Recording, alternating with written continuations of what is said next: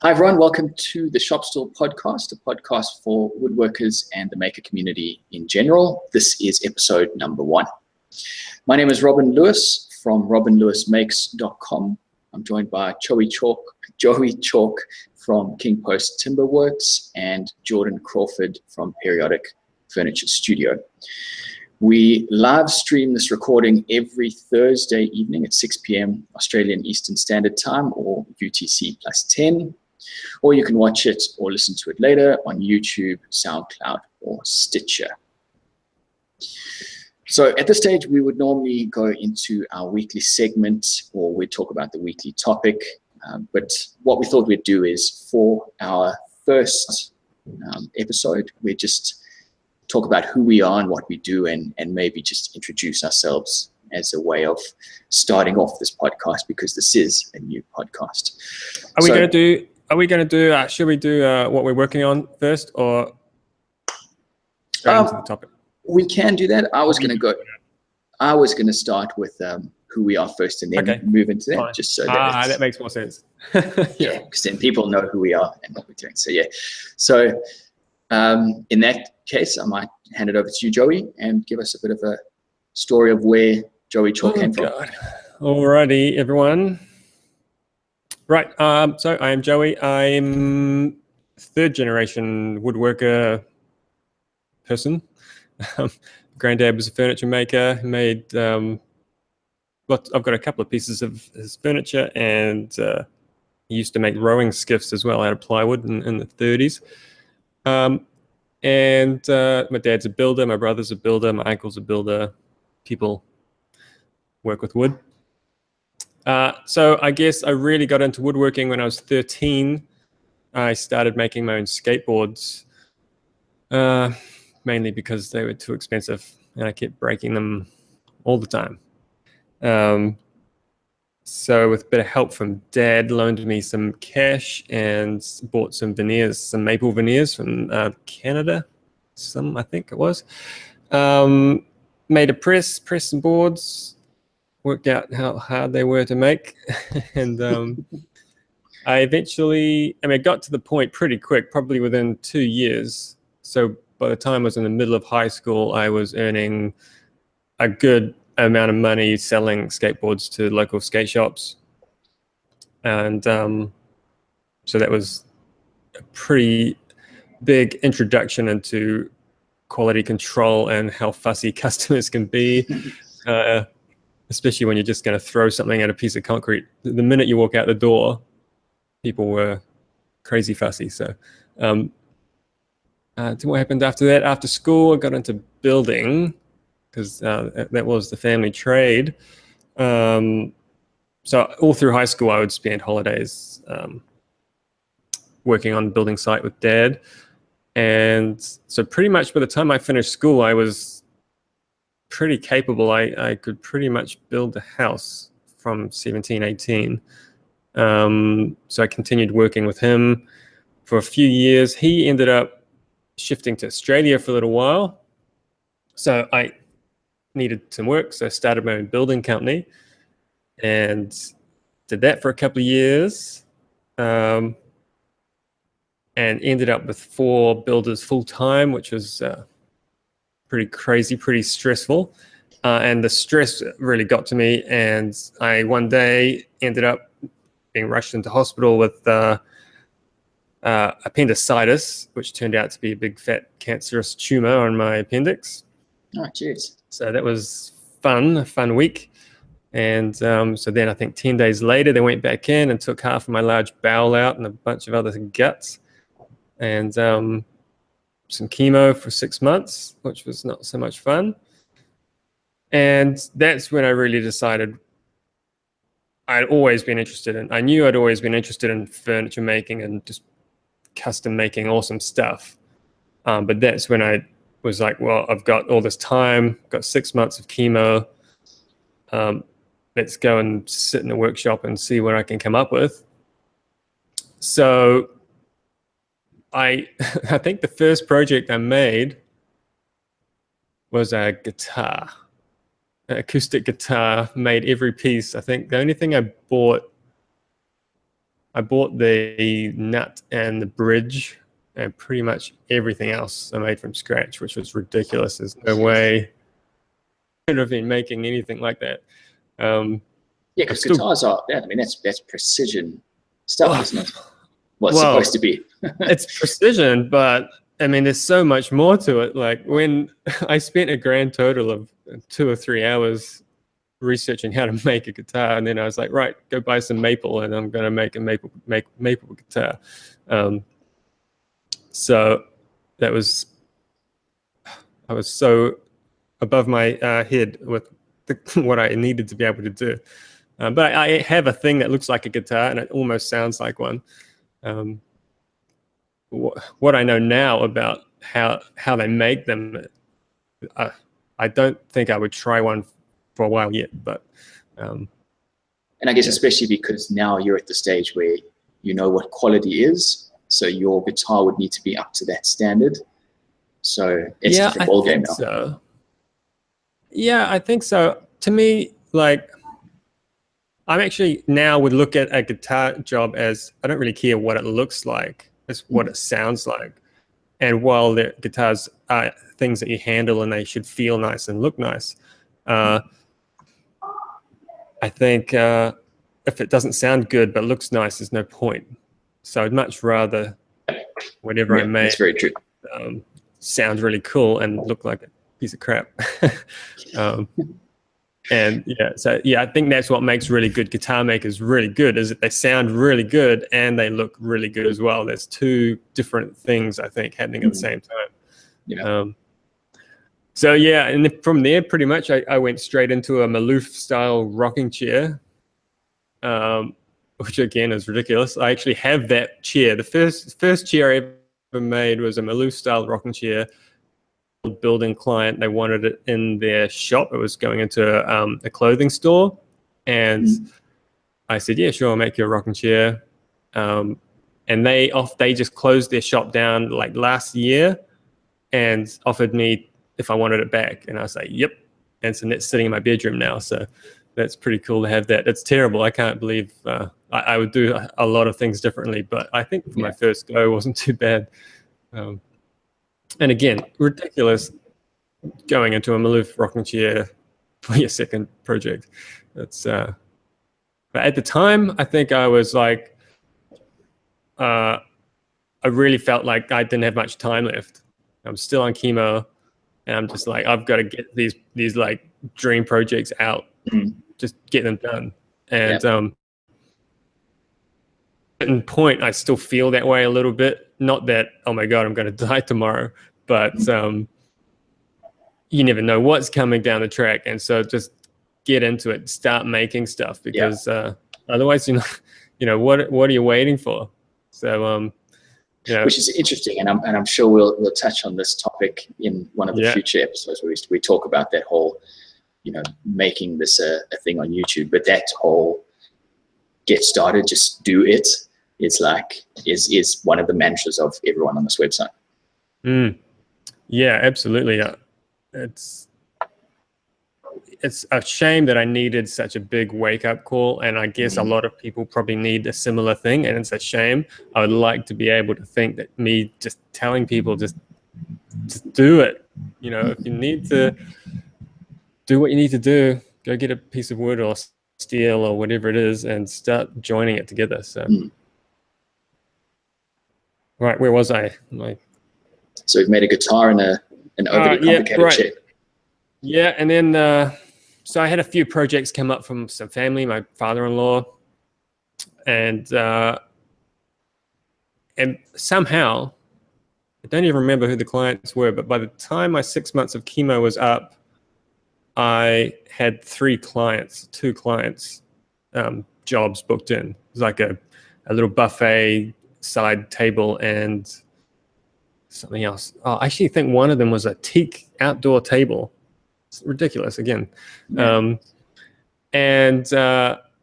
that was it. I said, okay, I'll do these jobs. And then next thing you know, there's another order, someone else emailing, and I'm like, okay, I better get a website going and rebrand and all this kind of things. And suddenly I've got a business, and making stuff, and I'm trying to work out how to make stuff. And I think that was, sorry, go on. I was just going to say, so that transition into becoming a business was a very organic process for you. It wasn't like you woke up one morning and said, I'm gonna be a woodworker and started learning. You had already gone 75% of the way. To a certain point, there was a conversation at some point when me and my wife sat down and said, I think I should just try this.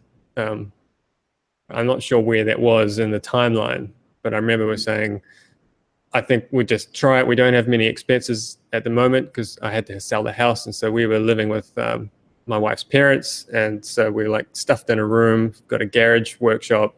Let's just give it a go. We've got nothing to lose at this point. And once we realized that there's money to be made, okay, we can probably reduce our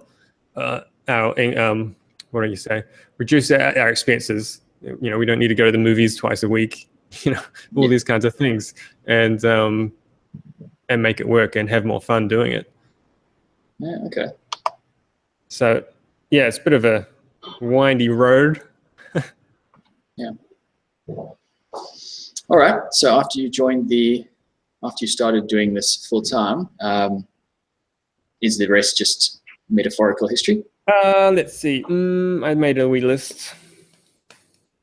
Okay, so when I moved into this workshop, which you can see if you are watching, we bought this workshop outright. When I got cancer, I got a payout for my life insurance. So I think maybe some people have a perception that I have all this money from rich from making furniture. Yeah. It's not really the case. I was given a whole crap load of money, and from that we bought this workshop and bought enough tools to get me going, decent sized tools, and spent some money on a website and all these kinds of things. So it was enough of a bump to get me to a point where we could start.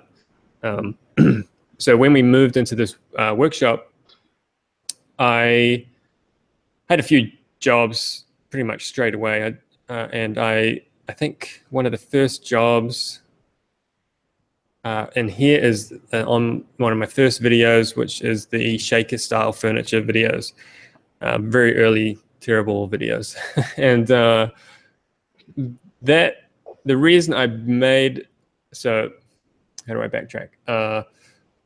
I started filming my work as a way of showing clients what goes into making a good piece of furniture.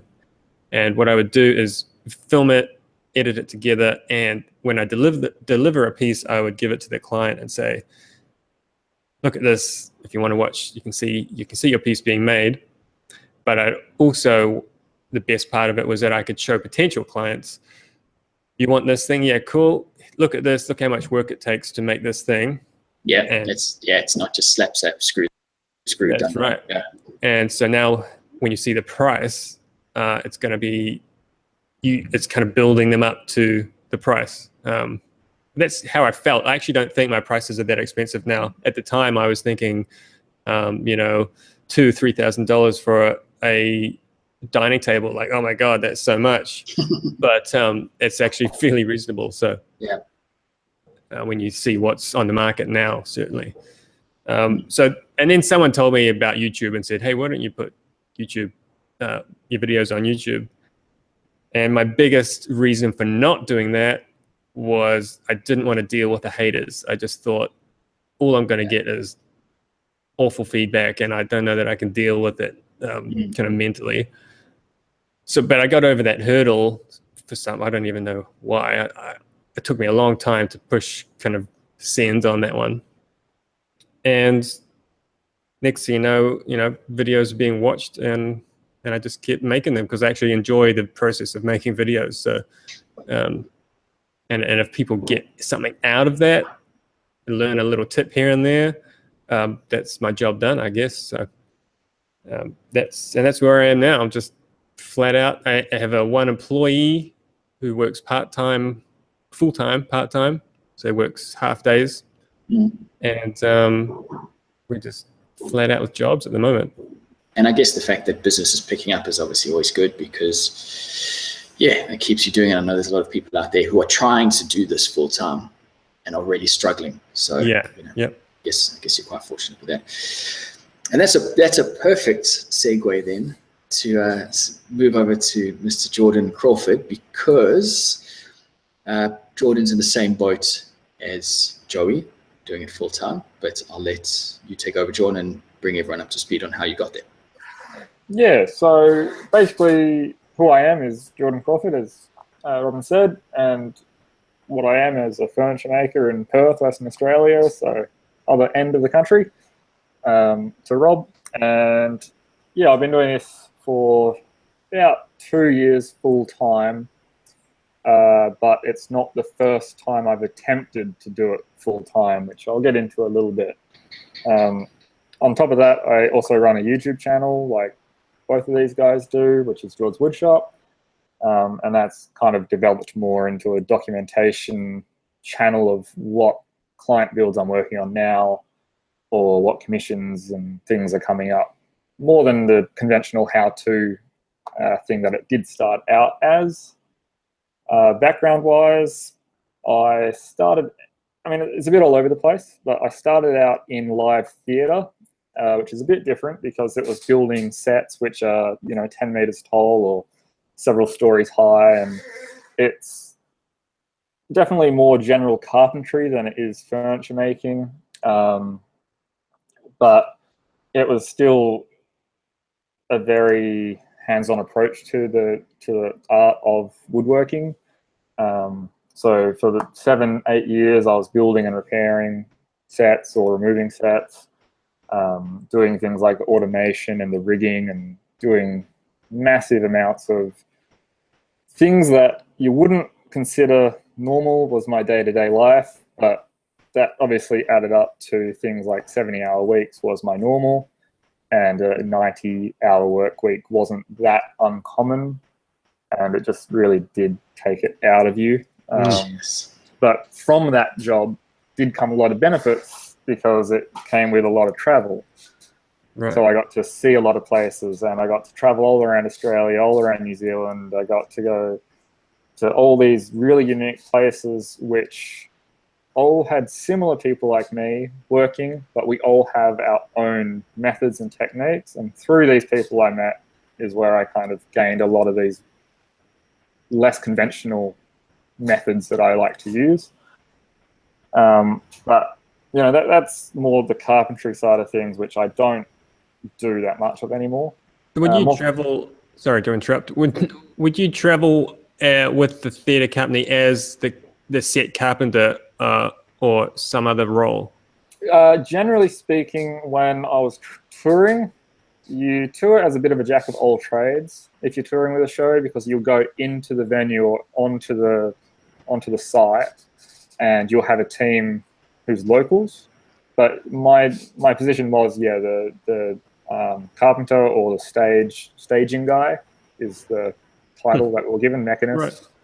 Right. But yeah, so generally if it was an opera, I'd be repairing the set and getting the locals to put it together according to the Bible, which is what we call the piece of paper which tells you how to put it all together and all that sort of stuff. Cool. Most recently, I've been with a puppet show for 3 years, which doesn't sound that exciting, but it's a whole lot of automation and heavy robotics, which is an entirely different ballgame, but keeps you interesting. Is that a particularly regulated, because you talk about that Bible, is that particularly regulated as in liability is just a massive concern for everyone? Not really. It's more so if, say that I'm the head mechanist or the head staging guy, and I get hit by a bus, the show has to go on. So it has to happen. So there has to be documentation there that means that, Rob, if you're the guy that's in the next venue, you can read this and it will take you 25 hours instead of 2 hours, but it will get done. Yeah. So it's more along that line of things more than a liability. And in a lot of the bigger things, like if you look at shows with a lot of rigging, these are binders and binders. But you know, they're shows which were above me generally. I guess more specifically with my background with woodworking and furniture, straight out of school, I studied furniture and 3D product design. That was kind of my finding the path of furniture making.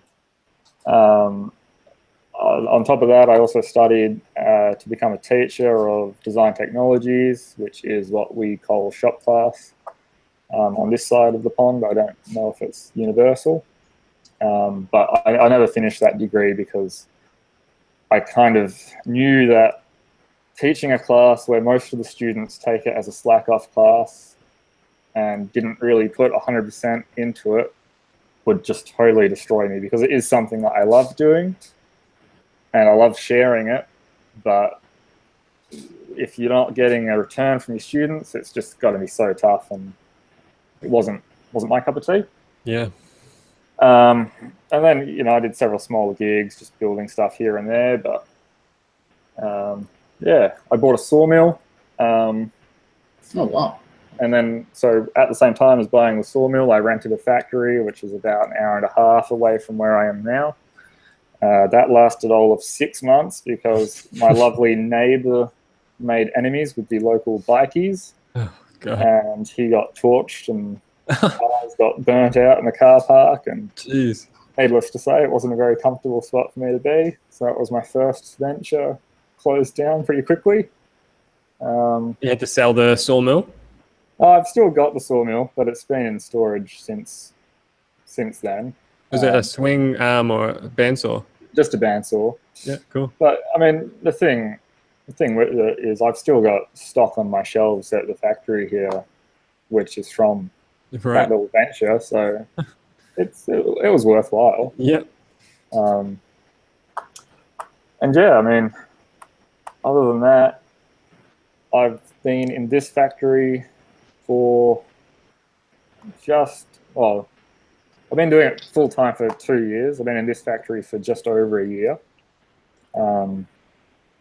And I guess work-wise, the workshop is fully set up for solid timber furniture. I'm not a cabinet shop. I haven't got very many things in place for processing sheet goods. I mean, I have a panel saw and a wide belt sander, which is known for cabinet stuff, but I don't use it in that way. But yeah, my interest is in solid furniture, and that's generally what I keep doing. Yeah. And you've just gone into having some kind of store now, like a walk-in store? Yeah, so I've closed off the front section of my shop, so probably only about 15 square meters. And that has given me a spot to display my smaller items, which I can make if I'm ever quiet, cool. Which doesn't happen that often. And every time it looks like I am quiet, someone tends to walk in the door needing something yesterday. You're right. As is what's happened this week twice. But it just gives me a good spot to stock up on small items. If I'm quiet, I have something to work towards in the workshop here. And if I'm selling at market stalls and things like that, it also gives people a welcome storefront to come into and not feel so worried about coming into a factory. I find that my clients that do come in for face-to-face meetings actually do quite appreciate having that spot to come in, and I can give them a few examples of finishes, a few different like edge profiles in particular. So I have 2 different dining tables out there. That's one good. with a round over, one with a nice machined edge. And it just gives, you know, the clients a good visualization of what sort of things I can offer. It is annoying though, because it does take away from workshop space, which I mean I've got plenty of compared to a lot of these guys out there, but you know, as soon as you have the space, you will fill it. Yeah, I'm the same. I had to put a little smoko room into my workshop, and it's a corner that I want. Yeah.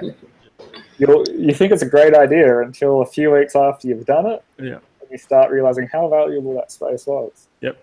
Like I've just finished putting in a finishing room, which is basically boxed in 3/4 of my mezzanine. Right. And it's a great space to have. It means I've been spraying all day today, and I've been machining outside. And, you know, my finishes are beautiful, but I've realized how much space under there I could have used for everything else. Yeah. But, you know. I do remember when you moved into that shop. So that was a couple of years ago, you say? I remember about a year ago, yeah. That was all part of the vlog. And I remember seeing the shop then and looking at it, because you took a bit of a break and then you came back and you did a bit of a tour of the shop and all the changes. And I remember thinking to myself, wow, that shop got very small very quickly. It looked so big when I moved in. Yeah. It's nothing but tight now, I would say. Yeah. Talking Robin. about, well, just one last thing, talking about the YouTube side of things. What got you into filming and doing YouTube? Because, you know, obviously we've talked about your business side of it, but what got you started on YouTube? You know, it's actually similar to Joey in some regards anyway. So when I first started it, it was more documenting my progress and my process, both of those things, and to actually have an archive of things I've done. When I first started my YouTube channel, I didn't have the end game in sight of actually being a full-time factory owner and doing this as my career, because I was quite heavily involved in theatre life still, and I loved that still.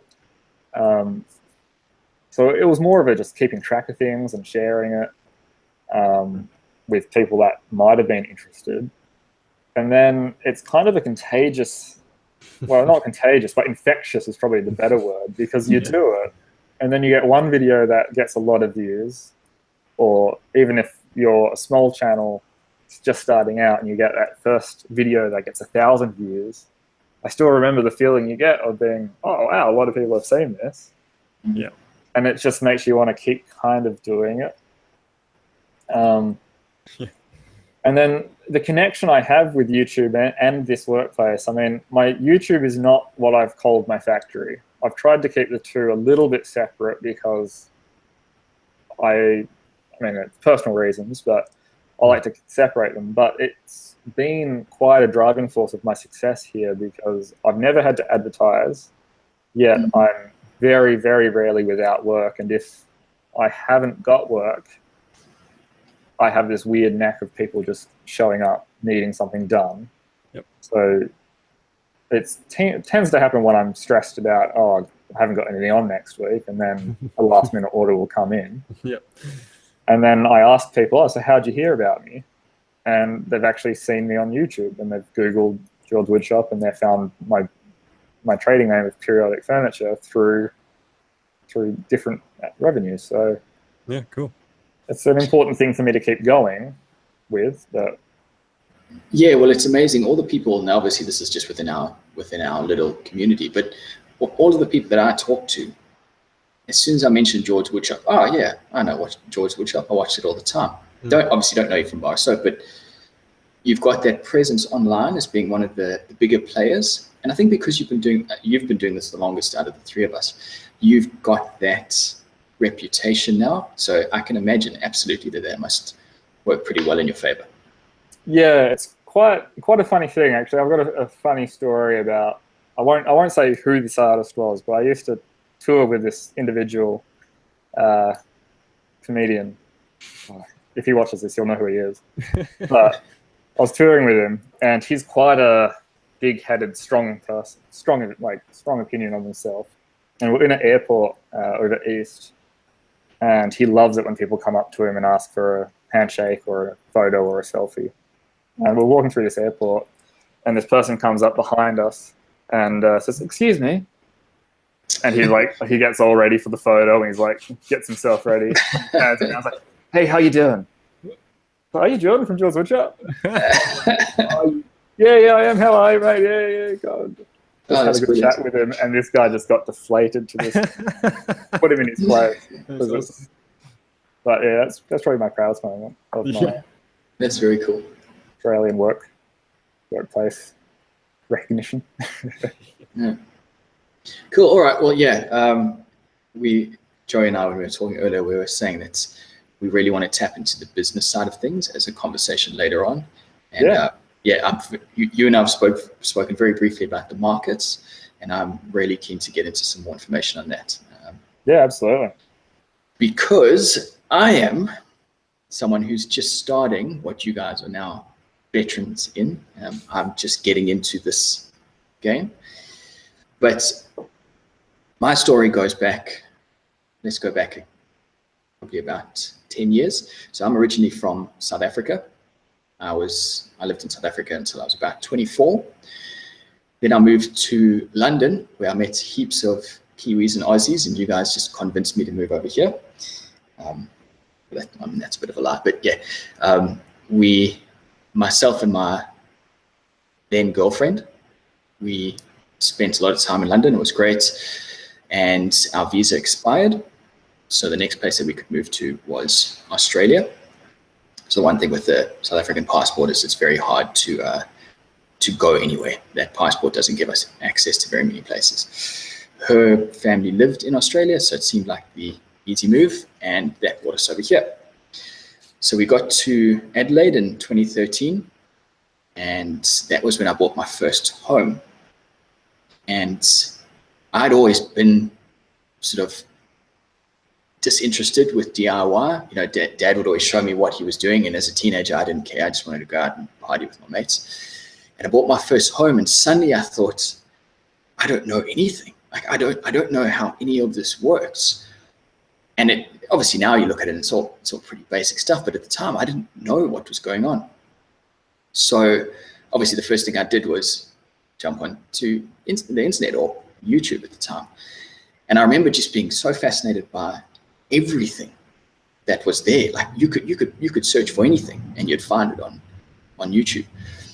And that sort of, you get into that binge watching cycle, and you get stuck into this loop, and you're just watching. And it was through that process that I realized, I discovered this whole YouTube community. And at that time, I remember thinking, I want a piece of this. It's not like I'm just going to film something and see what happens.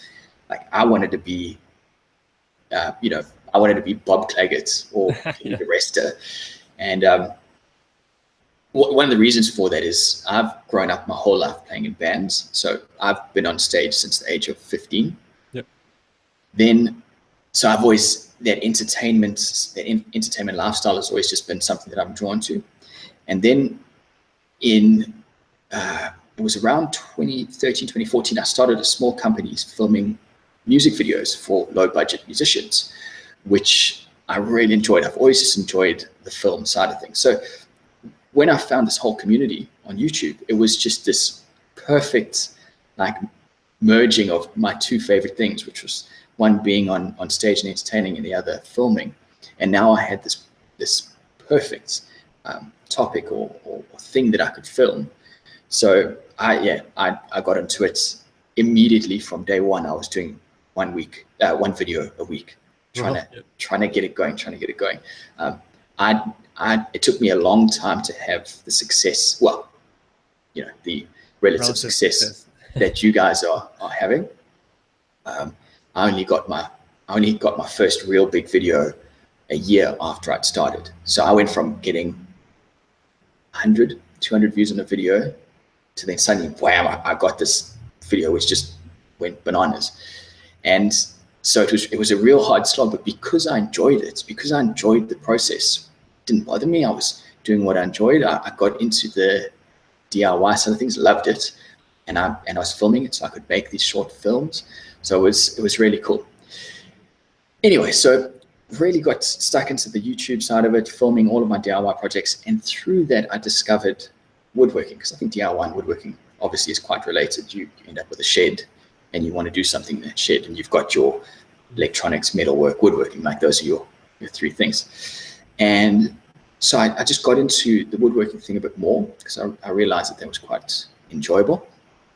And now I've got to the stage where this is a new house that I bought in July of this year. there's so much work that needs to be done in this house, but I'm looking at my workshop behind me and I'm going, oh, but I could just make one more table. And so I'm having to pull myself away from the workshop and say, no, you need to get back to the DIY side of things. So I've got to the point now where I want to make the woodworking my primary focus, as with Joey and Jordan. So this year I registered a company. I've made a few pieces of furniture, which I'm now trying to sell. As I mentioned, Jordan and I spoke recently about getting it to market. So I'm basically at the beginning stage, the early stages of where the other two are trying to break into their market. So right now I would consider myself a woodworker YouTuber, but yeah, I'm trying to get to that point where You're I'm on the going to make road. my first sale. Yeah, cool. So this Sunday, I have someone coming around to look at a table that I put up for sale. Is that the Jarrow one? No. So this is an older one. It's a live edge coffee table. It's quite nice. I don't particularly like it, so I'm happy to say take it. Don't tell them that though. So the price is like they're stealing it from you. Yeah. So the price, like it's horribly underpriced. Right. But as I say, I don't like it. It's a foot in the door. You know, they may come back as a return customer. So yeah, we'll see. Hopefully this Sunday I'll have invoice 0001. Some pocket money. Yeah, I remember invoice 0001. Yeah. It was rough. So yeah, and then that brings us to where we are today. And I think the three of us are all in agreement that we are trying to do YouTube a little bit more. We'll make it a little bit more of a full-time gig, and that's why we've decided to do this podcast. Yeah, pretty much. Take it a bit more seriously, for my standpoint. Yeah.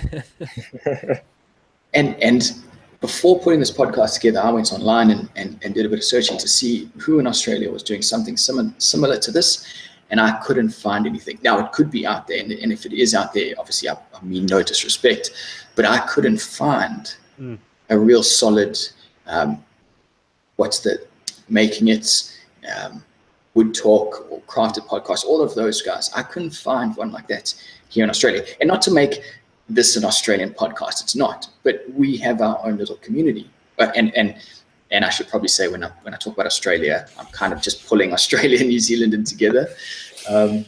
So our little community on this corner of the globe, we don't have anything yet. Yeah, absolutely. I think we're well overdue for some representation on the main stage. So yeah, we lag behind. Yeah, but we're gonna fix it. Yep. Yeah, well, that's the idea. Too late, but that's okay. Yeah. Well, I was down at Adelaide Maker Fair a couple of weeks ago, and I was amazed at the excitement on these people's faces at all these stalls. And having grown up in bands and going to watch bands and going to festivals, it was a different level of excitement. And so that whole maker scene, it's here. It just needs to be almost unified or sure. together. Yep. Yeah. All right.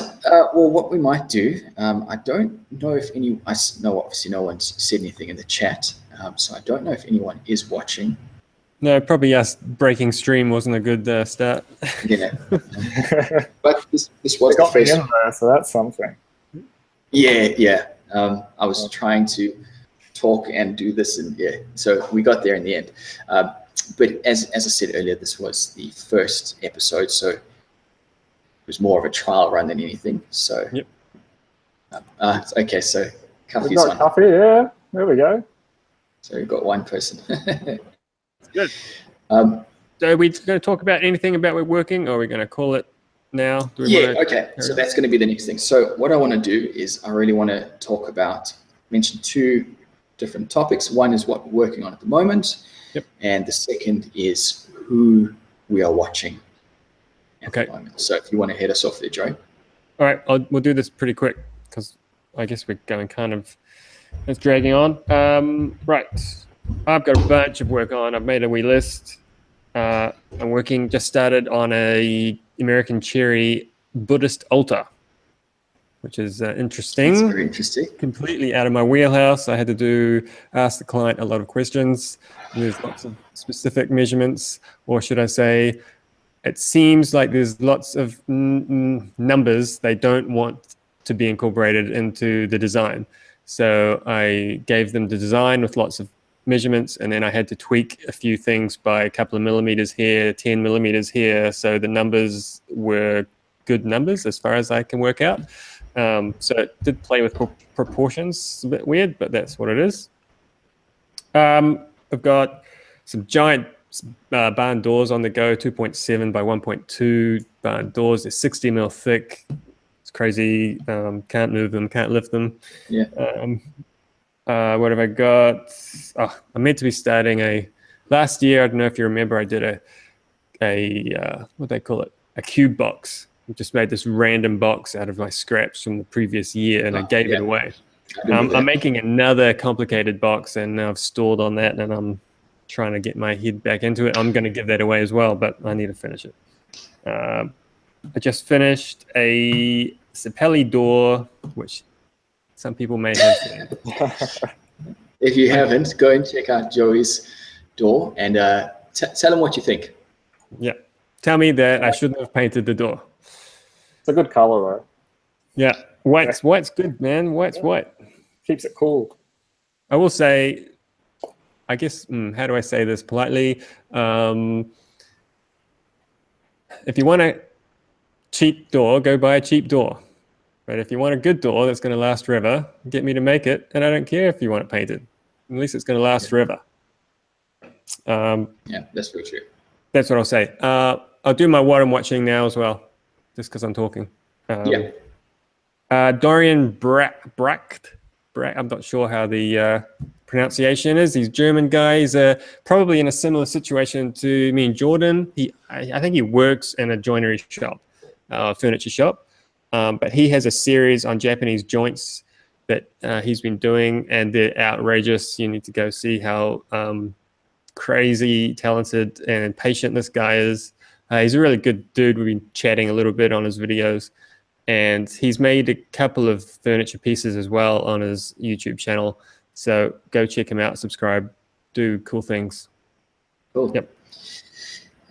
So I am basically done on a barbecue cart. So that's what I was working on this week. This is a thing for me. I'm not planning on putting it up for sale. It's just a relatively inexpensive cart that I can put next to my barbecue with a nice mobile hardwood top. And it was more of the rest of the leg assembly is all made out of pine, so it was about getting it out fairly quick, but it was just a nice way for me to practice. So that video I should have out Sunday, probably Sunday night, which I'm quite excited about because it actually, for a pine piece of furniture, it actually turned out better than I was expecting, which is pretty cool. And in terms of what I'm watching, Badger's Workshop. He's Badger's Workshop, or Badger, I think it's Badger's. Oh, yeah. Badger Workshop. Yeah, Badger's Workshop. Yeah, right. So I've been watching him for a while, and he's got some pretty cool stuff. But in his most recent video, he made one of these like I don't know what you'd call it. There's a special word for it, I can't remember, but it's basically like a wooden caravan. And he made one not too long ago, and I just got the impression that he was doing this for himself, like as a little project. But it turns out that he's actually selling these. And in his most recent one, it's this little cart that you'd hook up to your trailer, and he's made one for a customer that's just entirely a bathroom. Anyway, it sounds fairly simple, but was it like one of those teardrop style trailers, like a small but wooden? Similar, but it's got a more antique-y feel. So it's more traditional. The joinery, the construction. So I like teardrops. I think they are cool, but this to me is something different. Anyway, he's put out a video recently of a new one that he's made, and I just, from a novice builder's perspective, it's very interesting watching these small little houses or buildings come together. So Badger's Workshop, check it out. These last few videos have been good. Cool. All right. Well, that was the first episode of the Shop Stool podcast, hosted by myself, Robin Lewis from Robin Lewis Makes, Joey Chalk from King Post Timberworks, and John Crawford from Periodics Furniture Studio. Okay. Oh, there he is. He's No. doing his best RoboCop impersonation. All right, we have to call it. Yeah. So we will be broadcasting this every Thursday at this time. So share and share alike, tell your friends, and we hope to see you next week. And what we will do is get more involved in the chat next week as well. So yeah. I don't see. All right. I'm not quite sure what's going on there, Jordan. Are you back? No. Okay. All right, guys. Thanks very much, and we'll talk to you again. So yeah.